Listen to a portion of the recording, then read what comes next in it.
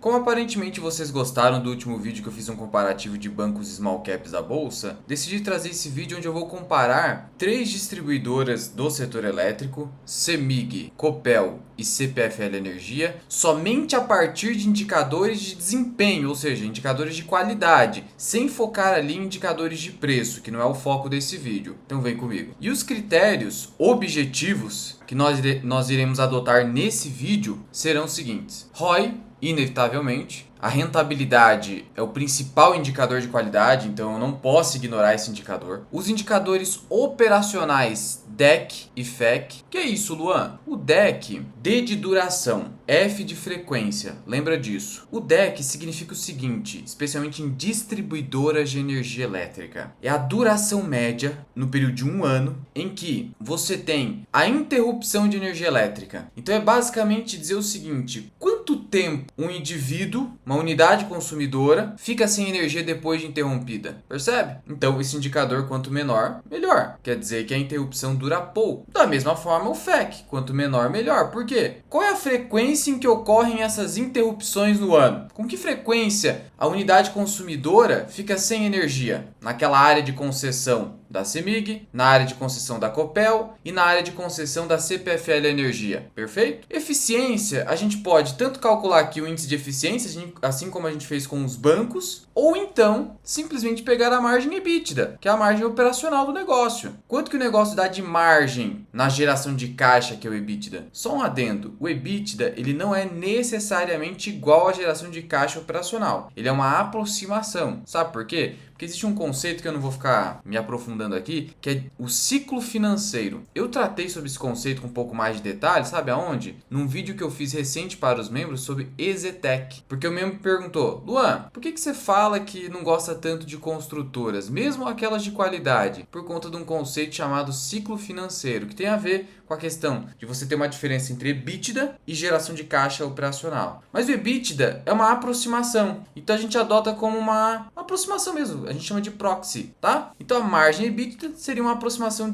da margem do negócio, que é um indicador de eficiência também. Pode tanto olhar para a eficiência comparando despesa e receita, quanto a margem EBITDA, que é suficiente para esse propósito. A gente vai olhar também para inadimplência. Luan, você não está falando de banco. Então, mas inadimplência também pega aqui um pouquinho. E, assim, inadimplência não fica somente nos bancos, shopping center, né? Os aluguéis ali. E aqui a gente está falando do quê? O pessoal que não paga a fatura. Tem inadimplência também. Eu preciso cobrar. Você tem um setor jurídico nas elétricas responsável para fazer cobranças. A gente só não fala em inadimplência em empresas transmissoras de energia, porque daí não tem nem como sofrer inadimplência. Mas aqui em distribuidora, sim. Lembrando que todas essas 3 empresas aqui do vídeo possuem tanto ativos de distribuição, quanto de geração, quanto de transmissão. Hoje dificilmente você vai achar uma distribuidora pura. O mais próximo que a gente tem disso é a Celesc, só que a Celesc tem uma liquidez tão baixa que eu não trouxe aqui nesse vídeo. De todo modo, inadimplência também é um indicador para a gente olhar, para verificar qual é a empresa que melhor consegue evitar inadimplemento. Já sei, Luan, já sei qual é essa empresa. A Light, né? Brincadeiras à parte, porque a gente sabe que lá o pessoal sofre muito de furto de energia. Carrier do lucro, claro. Eu quero saber qual que é a taxa de crescimento do lucro. No final das contas, é o lucro que realmente importa para o sócio. É o que vira dividendo. Alavancagem financeira, não ignore isso aqui, em conjunto com o CAPEX, que são os investimentos. Viu? Eu sei que talvez você foi levado a pensar que quanto mais uma empresa investe, é melhor. Isso está errado. Tanto assim que o Warren Buffett ele busca empresas de baixo capex, que não são intensivas em capital, porque significa que a empresa não vai precisar ficar se endividando para crescer, perfeito? E quanto menor o capex, maior o fluxo de caixa livre, maiores são os dividendos. Simples assim. Então, viu? Muito investimento é ruim. É só você pensar. Tenta sempre olhar para o seu caso individual. Esquece o mundo financeiro. Você gostaria de ficar queimando o dinheiro que você gera na sua empresa ou ficar tomando dívida para colocar no negócio, Empresa não é feita para a gente colocar dinheiro nela o tempo todo. É feita para tirar. E empresas que possuem vantagem competitiva durável, esse durável significa o quê? Que eu não preciso ficar injetando dinheiro. Você acha que realmente essas Big Techs gostariam de estar queimando caixa nessa briga da inteligência artificial? Elas não gostariam, mas é uma necessidade, tá bom? Não caia na conversinha de que alto capex é bom. Isso não é técnico. tá? Isso não é técnico, não é opinião aqui. E governança corporativa, que o investidor pessoa física ignora completamente, pelo menos na internet. Então são esses os critérios, para ninguém falar assim, ah, tá enviesado, e aí no final a gente vai ter a vencedora aqui, né? A gente vai ter a vencedora aqui. Indo direto ao ponto, começando com o CEMIG. Qual será o retorno sobre o patrimônio líquido nesse ano? Lembrando que o retorno sobre o patrimônio líquido, ou Return on Equity, ele é o lucro líquido, a linha final, dividida pelo patrimônio dos sócios, que é o patrimônio líquido, que nada mais é que o resultado final entre ativos e passivos. O ativo precisa ser maior que o passivo para você ter um patrimônio líquido positivo. É o que se espera, senão o patrimônio líquido fica o quê? Negativo. Algumas empresas da bolsa sofrem disso, aquelas com saúde financeira comprometida. Pois muito bem, vamos fazer o seguinte, vamos dar uma olhada no lucro líquido aqui da CEMIG. O lucro líquido ajustado foi de 1,12 bilhão no segundo trimestre. Vamos fazer o seguinte para calcular o ROI. Vamos extrapolar esse lucro, ou melhor, a gente já tem do semestre, né? É até melhor extrapolar para o ano todo. Então a gente tem aqui, ó, lucro líquido ajustado de 1,1 bilhão. A gente vai somar com o do primeiro trimestre. Isso dá pouco mais de 2 bilhões de reais, quase 2,100. Agora vamos multiplicar por 2, 4,2, se eu extrapolar, né, esse lucro. E só um adendo aqui, eu poderia já trazer toda a tabelinha pronta para você e falar, ó, é isso aqui. Só que a minha intenção aqui no canal é te ensinar a fazer de maneira objetiva. Por isso que eu tô aqui no passo a passo contigo, de maneira simplificada. Então, vou arredondar para 4,2, tá? 4,200, lucro líquido ajustado. E eu vou dividir pelo patrimônio líquido, que está no balanço patrimonial. E aí, de vez em quando, você não vai ter essa informação pronta no release. Aí você tem que pegar o demonstrativo completo. E aí, no demonstrativo completo, o que a gente tem aqui, ó? Total do patrimônio líquido, 29 bilhões 186. Então a gente vai dividir por 29.200 e a gente chega num ROI projetado de 14,38%. Então a gente lança aqui, ó. Aqui tá Copel, é CEMIG primeiro. E o ROI você já sabe, quanto maior, melhor. Agora os indicadores DEC e FEC, que eu já falei o que significa. D de duração, F de frequência. Quanto menor esse indicador, melhor a qualidade da distribuidora de energia. Significa que ela tem um serviço de qualidade, que não fica sendo interrompido por muito tempo ou com muita frequência. E aqui está, ó, dados do segundo TRI, que pega a situação atual da empresa. O DEC fechou em 8,43 horas. E aqui a gente vai fazer o seguinte, vai fazer uma média, né, dos dois indicadores. Vamos fazer uma média. E o FEC 4,86, ó, tá aqui. E a média do indicador deu 6,64.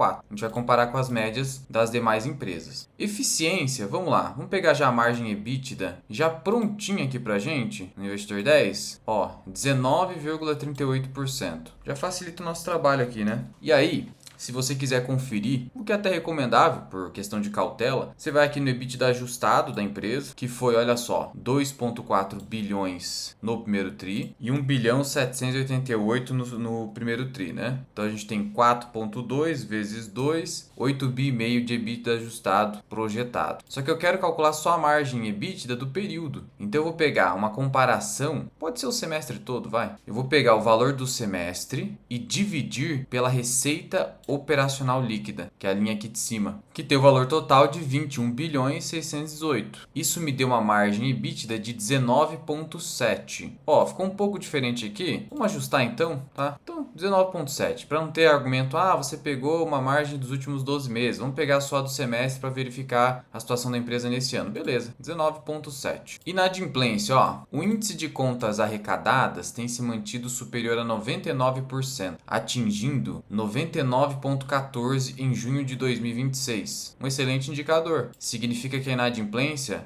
é o quê? A diferença entre 100 menos 99,14. Então, a inadimplência de 0,86. Crescimento do lucro. Situação atual, obviamente. E aí, o que a gente pode notar aqui? Né? Que teve variação em cada trimestre. Só que o lucro, ó, caiu 15%. E no primeiro TRI também teve queda. Então, eu vou colocar apenas o segundo TRI, tá? No final, a gente quer saber a tendência. O lucro está crescendo nesse momento ou está caindo? Menos 15,5. Alavancagem financeira. Tá aqui, ó, 2,58x. Dívida líquida sobre EBITDA ajustado. Lembrando que esse indicador, quanto menor, melhor. Significa que a empresa está gerando muito mais caixa do que tem de dívida. A leitura dele aqui nesse momento é de que se você quiser quitar a dívida hoje, você teria que gastar 2,58x da geração de caixa, que é o EBITDA ajustado por aproximação. Ou seja, quase 3 anos, né? Vamos colocar aí 2 anos e meio aproximadamente. CAPEX são os investimentos, ou despesas de capital, que é a mesma coisa. E tá aqui, ó, 1.800 mais 1 bi 476. Só que aqui é interessante a gente pegar o plano plurianual de investimento, porque eu quero saber quanto que a gestão orçou para investimentos nos próximos 5 anos. E aí a gente está pegando o ciclo 2026-2030. São 5 anos, de 26 a 2030. Então eu vou pegar só o capex isolado aqui, senão você vai ter uma visão muito exprimida da realidade. E o orçamento da CEMIG é de 44 bilhões no período. Então eu vou colocar aqui só 44, mas você sabe que é em bilhões de reais. Vou colocar 44 bi para não ter confusão. Eu até tirei tudo aqui da forma percentual para não confundir, então deixei 44 bi aqui, 2,58, aí a gente já sabe, tá? Depois eu transformo tudo da maneira adequada aqui para a gente ter uma visão geral quando eu finalizar aqui a comparação. E governança corporativa, o que a gente vai considerar aqui? O segmento de listagem na B3. Porque na prática, as 3 empresas têm participação do Estado. CEMIG, o controlador, é o Estado de Minas Gerais. Copel foi recentemente privatizado, mas ainda tem participação do Estado do Paraná. E a CPFL Energia, ela é controlada por uma estatal de energia chinesa. Então, também tem controle estatal. Então, nesse sentido, tem pouca diferença entre as empresas. Então, simplesmente a gente vai verificar se está ou não no novo mercado. E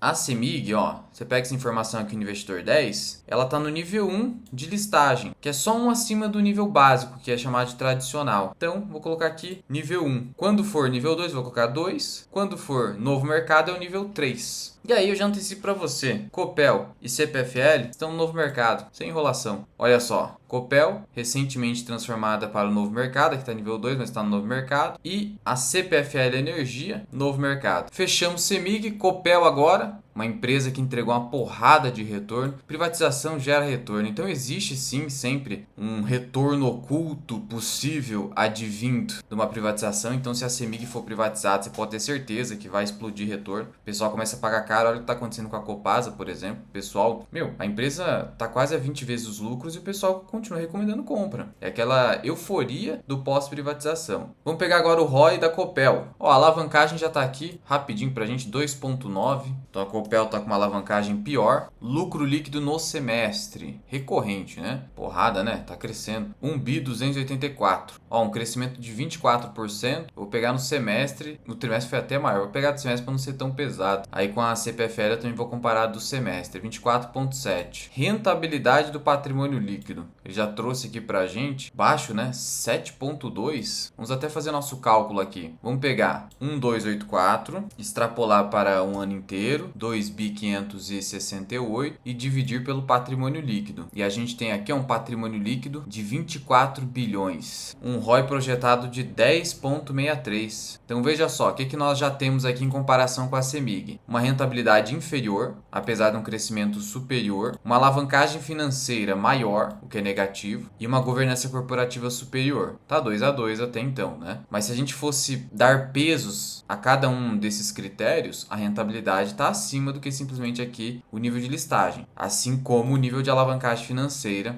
é muito importante. Então, até o momento, a CEMIG seria melhor, uma melhor opção em termos de qualidade. Agora, pegando aqui os indicadores de qualidade da empresa no atendimento ao consumidor, DEC e FEC, ó, o DEC está em 788 e o FEC 536. A minha média aqui, ó, deu 662 contra 664. Ou seja, a Copel é levemente superior. A média, quanto mais baixa essa média, melhor, né? Eficiência, a gente vai de margem EBITDA. Aqui ele calculou pra gente em 28,8%. Vamos calcular. Vamos pegar aqui o EBITDA recorrente do semestre como um todo, né? Vamos fazer isso. E dividir pela receita operacional, que no semestre foi de 13 bilhões. Quase 14. 24%. 24%. Então eu tenho uma eficiência maior, né? Inadimplência, praticamente zerada. 0,01. E CAPEX, que é o plano plurianual, 17,8 bilhões. Agora finalizando com o CPFL para a gente chegar no veredito. Sobre investimentos, ó, 31,13 bilhões. Já tá aqui, já peguei para você. Endividamento, 2,36. Tá aqui também. Agora coisa rápida, né? Já entendeu como é que faz. Lucro líquido, quanto que cresceu? Comparação do semestre, 19,5. A inadimplência aqui tá mais alta que as outras, 1,08. Muito parecida com a inadimplência aqui na CEMIG, que tá um pouco inferior. EBITDA no período, período 7,4 bilhões, para a gente comparar com a receita operacional líquida, que foi de 22,449. Logo, uma margem EBITDA de 33%. Absurdo, né? Olha o tamanho da eficiência dessa empresa. Isso vai se refletir, eu não preciso nem olhar, tá? Como ela tem essa margem EBITDA maior, é muito provável que o ROI aqui seja bem superior ao da Copel e ao da CEMIG. Vamos no DEC e FEC para finalizar com o ROI depois. E aqui a empresa, na prática, é uma holding, tem ali as suas subsidiárias, são distribuidoras. Todos esses indicadores caíram, o que é positivo. Aqui do lado tem o padrão da ANEEL, o limite regulatório. Vamos fazer uma média do segundo TRI de 26.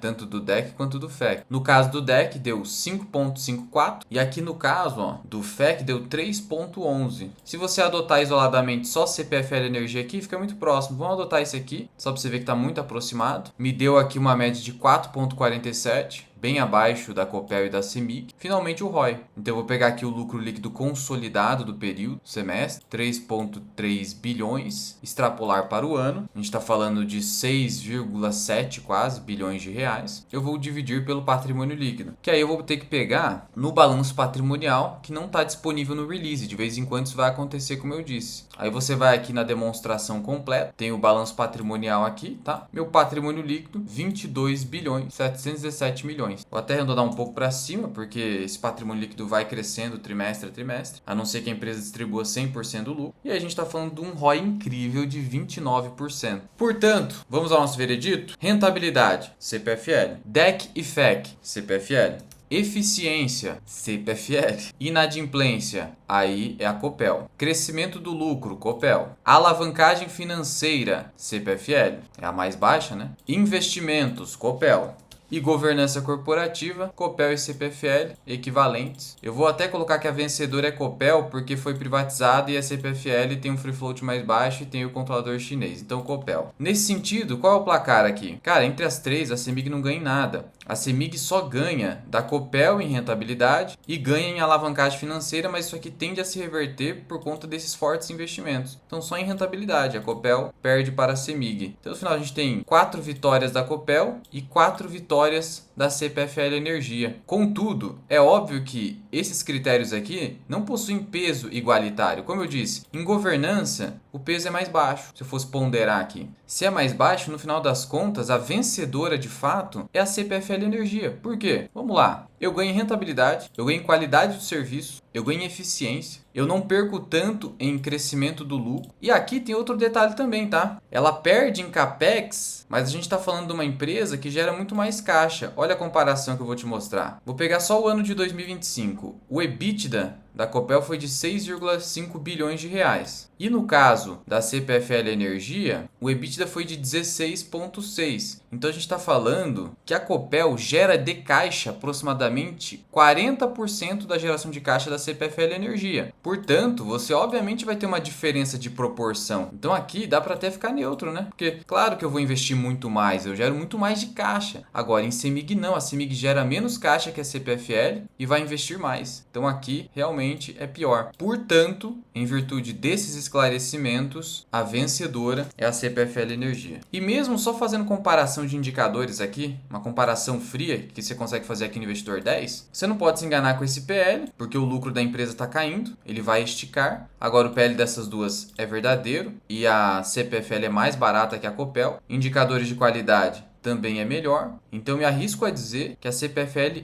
além de tudo, ainda é mais descontada. Por isso que na minha planilha de valor intrínseco, meu valor intrínseco na empresa é de quase R$50, com uma boa margem de segurança atualmente. E essa planilha fica disponível para os membros do canal, local em que você terá acesso a mais de 100 vídeos exclusivos, com prioridade absoluta da sugestão dos membros. E não é conversinha, porque eu sempre provo aqui a sugestão do membro. Mais de 70 postagens exclusivas, inclusive hoje eu vou fazer uma postagem importante de um movimento que eu vou fazer na minha carteira. Acesso à minha carteira do Investidor 10, tem o link aqui, e acesso à planilha de valor intrínseco. Tá aqui. E quando você vai em vídeos e faz a filtragem, olha só os últimos vídeos para membros. EZTEC, onde eu tratei do tema ciclo financeiro, num ponto do vídeo. Kepler Weber, uma ação de alto interesse dos investidores. Irani, uma small cap também de alto interesse. Banco ABC, sugestão de membro. JHSF, sugestão de membro. WIS, sugestão de membro. Lojas Render, sugestão de membro. E assim sucessivamente. E também faço vídeos dos movimentos que eu faço na minha carteira. Então, por exemplo, aportei nessas duas ações para a minha carteira. Novas ações. e eu trouxe um vídeo explicando a racional. E é 80 centavos por dia. O valor atualmente está muito baixo e você pode cancelar a qualquer momento. Então, clica aqui embaixo, seja membro, teste, veja se faz sentido. Se não fizer, você cancela e tá tudo certo. Não sendo o seu momento ainda, não tem problema.